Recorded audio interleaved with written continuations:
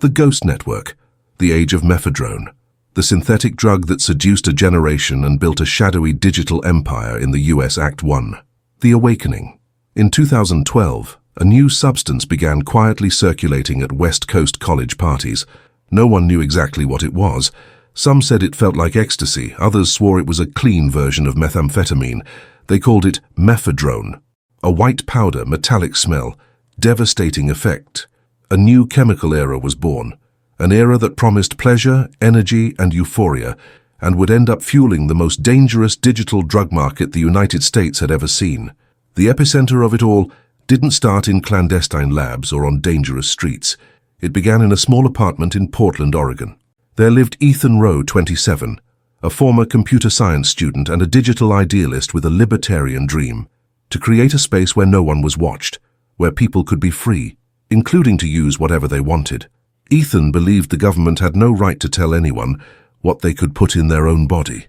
Inspired by libertarian forums, he dreamed of a borderless economy powered by cryptocurrencies, but what began as a digital philosophy would turn into a machine of social destruction. He would call his creation the ghost market. Ethan was the kind of young man who believed he was changing the world. Graduated with honors from the University of Washington, a self-taught programmer and voracious reader of economic theory, he had been a brilliant, reserved child. Friends described him as calm but determined. He was the type who could spend 72 straight hours in front of a monitor, fueled only by coffee and code. But behind the composure was a deep resentment. Ethan believed the world was corrupted by surveillance and morality, that the state was a prison disguised as civilization, and that the internet, the new frontier, was the only truly free territory. In 2011, when Bitcoin began attracting attention outside technical circles, Ethan saw his opportunity, a decentralized currency perfect for anonymous transactions. He began to imagine, what if there were a global market, accessible only through encrypted browsers, where people could buy and sell anything without fear of punishment? Absolute freedom. In the months that followed, Ethan built the first version of Ghost Market on an old computer he kept in a windowless room. He used the Tor browser to navigate the so-called Darknet, the invisible part of the internet, where websites end in .onion and don't show up on Google. With tutorials from anonymous forums and long, sleepless experiments, he learned to configure hidden servers, create encryption keys, and integrate Bitcoin payments. At first, the site was simple, a kind of hidden Amazon. But unlike Silk Road, which had already fallen into the FBI's hands 2 years earlier, Ghost Market was born with new layers of security, rudimentary AI to erase traces, and an encrypted messaging system between sellers and buyers. Ethan believed he could outsmart the feds, and for a time, he did. The first substance sold there wasn't Mephedrone, it was LSD.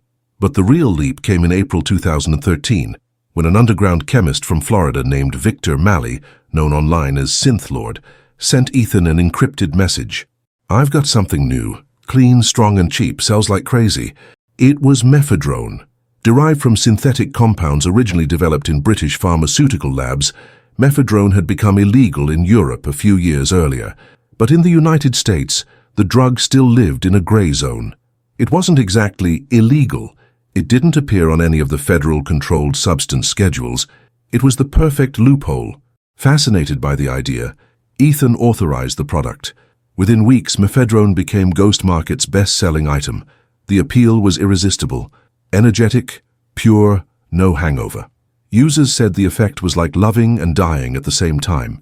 In dorms and frat parties, the white powder began circulating disguised in supplement baggies or cosmetic packaging. The U.S. Postal Service became the epidemic's main vehicle. On online forums, young people shared experiences. "You can study 12 hours straight. Best sex of my life. I feel invincible." No one talked about the next day, the paranoia, the depression, the chemical crash. In less than a year, Mephedrone had already caused more than 40 fatal overdoses in states like Oregon, California, and Illinois. But the data was still scattered. Authorities barely knew what they were dealing with. Meanwhile, Ghost Market grew in silence. By early 2014, there were 30,000 active users and more than 500 sellers. The site was moving over 100 million in cryptocurrencies. Ethan began identifying online by a new name, the Architect. He didn't see himself as a criminal. In his head, he was a liberator. In a manifesto posted anonymously on Darknet forums, he wrote, "Freedom is a risk. Control is the disease. Each person must be master of their own body, even if it destroys them." But offline, reality was very different. In middle-class suburbs, parents began noticing sudden changes in their children. Bright students, athletes, musicians, all collapsing under the same pattern: insomnia, aggression, delusions. In Seattle, a mother found her 19-year-old son unconscious in his room, with a plastic packet labeled MCAT research sample next to the bed. The label read, "Chemical product not intended for human consumption." The boy died 2 days later. The autopsy confirmed Mephedrone overdose. In less than 6 months, ERs began recording psychotic breaks and cardiac arrests linked to the substance. But tracing the origin was nearly impossible. Packages were sent from everywhere: Miami, Denver, New York, even Finland. And always the same sender name: GM Logistics, Ghost Market Logistics. As families grieved and the media began talking about the new drug of digital youth, Ethan watched profits soar. He bought offshore servers, hired moderators paid in Bitcoin, and implemented a seller reputation system like eBay. Ratings ranged from 1 to 5 stars based on product purity and delivery. On the forums, the architect was an almost mythical figure. Some saw him as a hero of freedom, others as a modern demon, but no one knew who he really was. The first clue came from a federal agent named Daniel Reeves of the FBI's Cybercrimes Division in Chicago. A veteran of digital investigations, Reeves had worked the Silk Road case and swore he'd never see anything of that magnitude again. But when Ghost Market appeared in a seizure of Mephedrone packages at O'Hare Airport, he realized something even bigger was underway. The packages were almost perfect, professionally printed with authentic stamps and fake invoices. The only anomaly was a QR code in the bottom corner that led to an encrypted .onion address, Ghost Market's address. Reeves assembled a secret team, codenamed Operation Spectre, to track the new empire. As the FBI closed in, the country plunged into a new crisis. In Boston, 15-year-olds were hospitalized after cardiac collapses at school dances. In Ohio, a pastor found bags of Mephedrone hidden inside youth Bibles. And in California, schools began installing chemical detectors in bathrooms.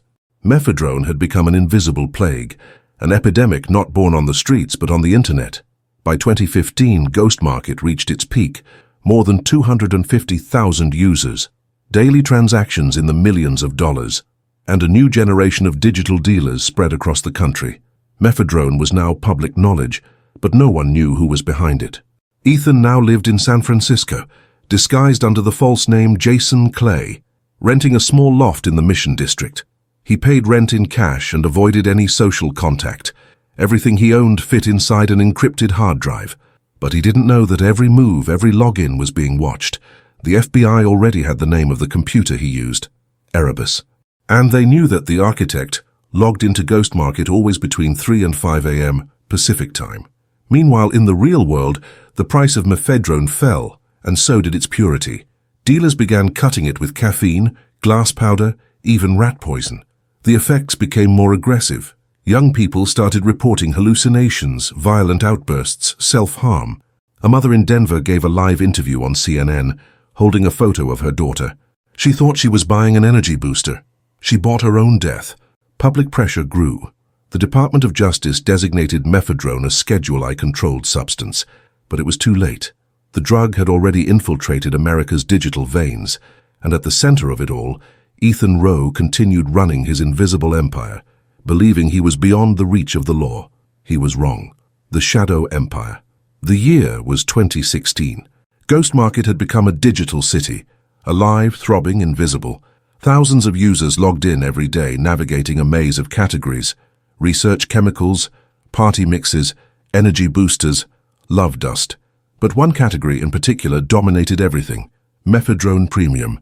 The new generation called the powder Meph White Buzz, or simply M. And young people, tired of a world in crisis, found in it a chemical refuge. The promise was simple: instant happiness. The reality: devastation. The first reports began to surface. In Chicago, a string of mysterious deaths led police to suspect a lab powder sold as a supplement. In New York, an indie documentary showed young people dancing in underground clubs, their nostrils dusted with silvery glitter. One of them told the camera, "It's just chemistry, and chemistry is the future."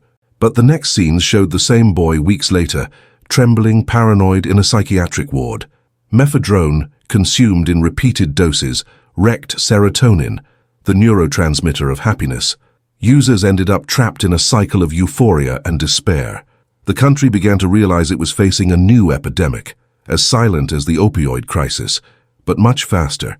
Meanwhile, Ethan Rowe, the architect, watched the empire grow. Ghost Market now operated in more than 40 countries, with servers distributed across 3 continents and automated mirrors that replicated every time a domain was taken down. It was literally a digital hydra. Cut off one head, 2 more grew. To Ethan, the success proved his libertarian vision right. He saw the numbers as indicators of human freedom, but quietly, something started to scare him. Users' private messages. Amid requests for purity and price haggling, there were confessions. Teenagers wrote to sellers saying they couldn't stop. Mothers begged for information about packages delivered to their dead children. And sometimes messages arrived straight to the admin, to him. "The architect, please help me. I don't want to use anymore, but I can't stop." Ethan never replied, but he read everything. The FBI, for its part, was getting closer. Operation Spectre had already intercepted hundreds of Mephedrone packages, all with different senders, but the same printing pattern. Daniel Reeves's team worked with engineers from MIT and the NSA to trace metadata from Bitcoin transactions. They knew the network's creator used a mixing algorithm to obfuscate wallets, but they discovered something. Every transaction, no matter how small, passed through the same intermediary address. The team's internal nickname for it, Node 0. They didn't know who the architect was, but they knew his weak spot. He believed too much in his own perfection. By mid-2016, a new figure entered the story, a man known only as Cypher Jones. He was a Canadian programmer and security specialist who had worked at cryptocurrency startups. But in the Darknet underworld, he was famous for one skill, breaking supposedly unbreakable systems. Ethan met him on a cryptography forum. Cypher offered to help harden Ghost Market servers in exchange for a Bitcoin commission. But what Ethan didn't know was that Cypher was actually an FBI informant infiltrated into the network. The plan was audacious: trace Ghost Market from the inside. While Cypher gained Ethan's trust, Mephedrone reached alarming levels of spread. At universities, it became the performance drug. Students used it to study 48 hours straight, amateur athletes to train to the point of collapse, and teenagers simply to escape. In Miami, a girl named Samantha Rivers, 16, disappeared after a party. 3 days later, she was found in a parking lot, barefoot, nose bleeding, pupils dilated. She survived but was never the same. In an interview years later, she said, "I don't remember what happened. I only remember everything felt perfect, then the dark." Her case became a symbol. Authorities called her the girl of the white powder, and her story echoed in schools, churches, social media. But for every Samantha who survived, dozens weren't so lucky. The US government created a national task force, the Synthetic Response Unit, SRU. Its goal: bring down Ghost Market and eradicate Mephedrone from the streets. Reeves was named coordinator. Cypher, their plant, became the operations linchpin. The strategy was simple and dangerous: gain full access to the main server. To do that, Cypher had to convince Ethan to migrate part of the infrastructure to a secure data center, which in reality was controlled by the FBI. Months of encrypted chats, trust-building and promises culminated in a simple command sent by Ethan: "Okay, spin up the backup node in Reykjavik." It was all the FBI needed. Within a week, American and Icelandic agents carried out a joint operation. They copied the entirety of the data from a hidden server located in a warehouse in Reykjavik. What they found was a complete map of the network: users, transactions, messages, and, most important, the address of the master computer, Erebus. Erebus was in the United States, somewhere in the San Francisco Bay Area. Unaware he'd been compromised, Ethan kept operating as usual, but something inside him was changing. News of deaths, desperate messages, accounts of destroyed families, all of it consumed him. He began writing a cryptographed journal on the server itself titled Ghost Manifesto. In one passage he vented, "I wanted freedom, but I created dependence. I wanted anonymity, but I produced disappearances. Technology has no morals. It only amplifies whoever wields it. And what I did was give power to pain. But it was too late to turn back. Ghost Market was a living creature, and he no longer had full control over it. In March 2017, the FBI prepared the final offensive. The plan was to arrest Ethan in flagrante, with his laptop open and logged into Ghost Market. They needed to capture the architect while he was connected to validate the digital evidence. And for that, they mounted a movie-worthy operation. Reeves rented an apartment in the same building where Ethan lived. Cypher kept contact online, faking a server failure to force Ethan to connect manually to the admin panel. And a field team positioned itself on the street, with unmarked vans and agents disguised as pedestrians. The attack signal would be simple: a message. On the morning of April 18, 2017, at 9:43 a.m., Ethan logged into the Erebus server. He typed his 32-character password and opened the central panel. The screen displayed, "Active Sessions 1, Admin, the Architect Erebus." At that moment, Cypher sent the agreed-upon message, "Error 504, server disconnected. I need you online." Ethan started reviewing the code. Outside, the FBI stormed the building. The operation was timed to the second. 2 agents created a distraction in the hallway, faking a couple's fight. Curious, Ethan glanced out the window. It was the exact instant the feds broke down the door. "FBI, hands on your head!" Ethan tried to close the laptop, but an agent grabbed him from behind. Another tore the computer from his hands, keeping it open. On the screen, the login message still flashed. "The Architect, Ghost Market Mainframe." Hours later, the news spread across American media.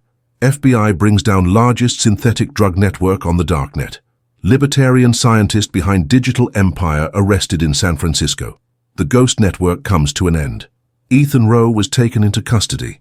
Along with him, the FBI seized 11 servers, $3 million in Bitcoin, and 2 terabytes of transaction records. But the real impact wasn't in the numbers, it was in the people. In the weeks that followed, social networks flooded with stories. Parents thankful for the arrest, young people confessing addiction, others outraged, calling Ethan a martyr, a visionary. The internet was divided. To some, he was the new digital Prometheus, punished for bringing the fire of freedom. To others, he was the symbol of a lost generation, the proof that idealism without morality can destroy the world. Meanwhile, in rehab clinics, Mephedrone continued leaving irreversible marks. A CDC report recorded more than 8,000 cases of chemical intoxication linked to the substance in 2017, almost half in people under 21. During interrogations, Ethan kept silent. But when confronted with messages from dead users, he cried, "I just wanted to give people the right to choose, but I guess no one taught me what happens when they choose wrong." The trial of Ethan Rowe would be one of the most watched of the decade. But before that, something darker awaited him. The collapse of everything he believed. The trial and the echo, January 14, 2018, dawned gray in New York. The press already waited outside the federal court in Manhattan. Headlines called Ethan Rowe, the architect of digital chaos. To some, a genius who believed in absolute freedom. To others, the man who placed an entire generation in the hands of a synthetic drug. The trial began at 9 sharp. The prosecution presented the complete timeline: the creation of Ghost Market, the meteoric rise in sales, the tracking of packages and servers, the human impact of Mephedrone. Courtroom screens showed profit charts, encrypted messages, and home videos of young people in chemical collapse. Each image landed like a silent blow. Parents cried in the back of the room. Reporters scribbled furiously. Lead prosecutor Marcus Delaney summed up the case in one sentence: "The defendant created a digital utopia that turned into an invisible morgue." The defense tried to paint Ethan as an idealist, not a criminal. His lawyer, Charles Lombard, argued, "He didn't produce or sell the drugs, he built a system and others corrupted it." But the jury seemed split between empathy and horror. Ethan's charisma contrasted with the weight of the facts. He listened in silence, eyes fixed on the floor. He reacted only when he saw photos of the victims, the young people who used his site to buy the chemical illusion that killed them. During the trial, the prosecution revealed the contents of a file found on the laptop, manifestophantasma.txt. In it, Ethan reflected on what he had created. The text was read aloud in full. "Freedom without compassion is just selfishness in disguise. The network I built didn't free anyone. It only gave new shackles, invisible and shiny. We are prisoners of what we desire."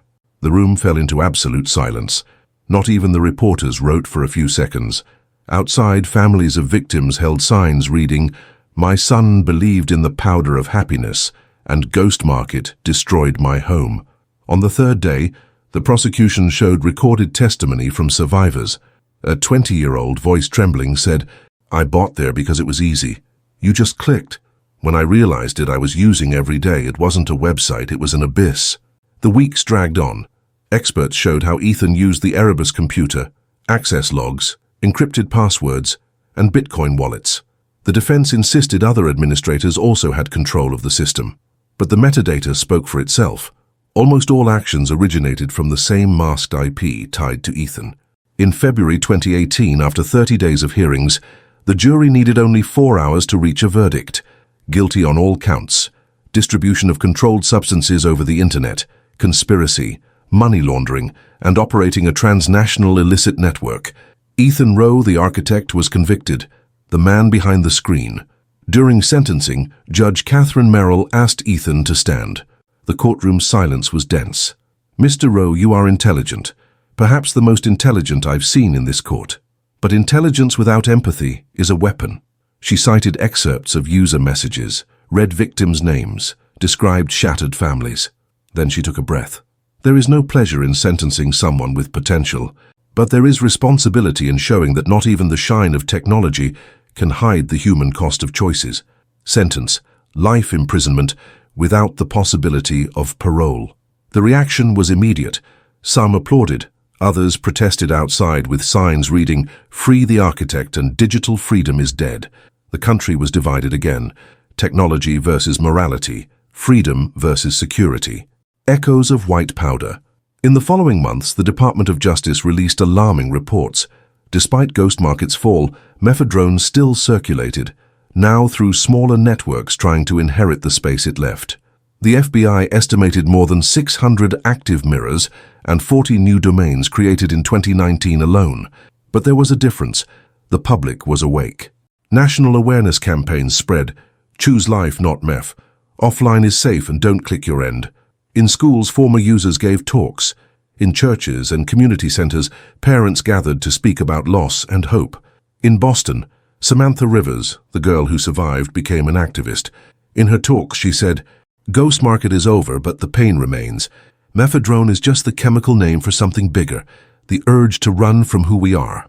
Her voice echoed on TV, online, in the hearts of those still fighting addiction. Behind bars, Ethan Rowe was transferred to the federal penitentiary in Florence, Colorado.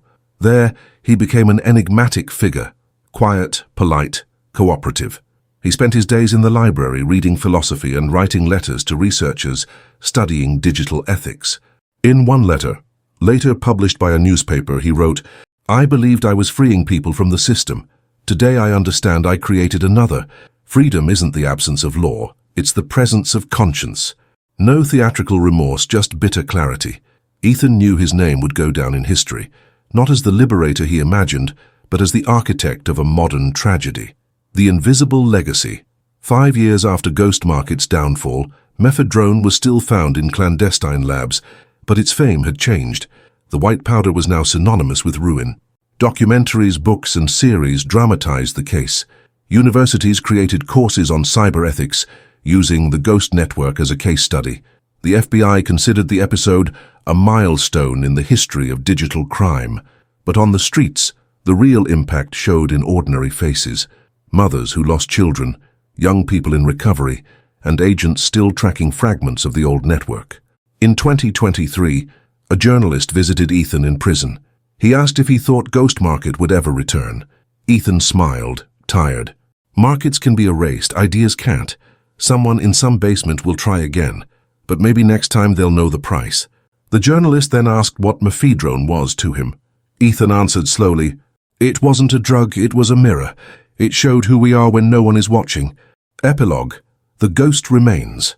In the United States, the Ghost Market case marked the beginning of a new era of digital surveillance.